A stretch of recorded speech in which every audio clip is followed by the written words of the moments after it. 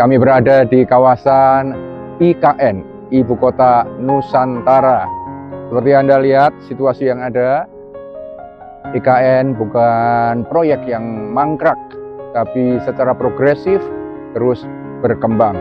Saya menjadi saksi mata melihat perkembangan yang ada pada hari ini 11 Januari 2026.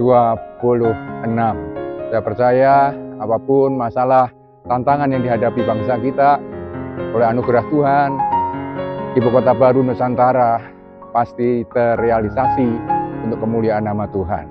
Dan anak-anak Tuhan, mari bersiap. Bukan hanya ibu kota yang terbangun dengan baik, biar spiritual kita, rohani kita semakin mantap untuk kemuliaan namanya. Kerajaan Allah dinyatakan penuh kemuliaan. Indonesia penuh kemuliaan Tuhan. Haleluya. More. God bless you.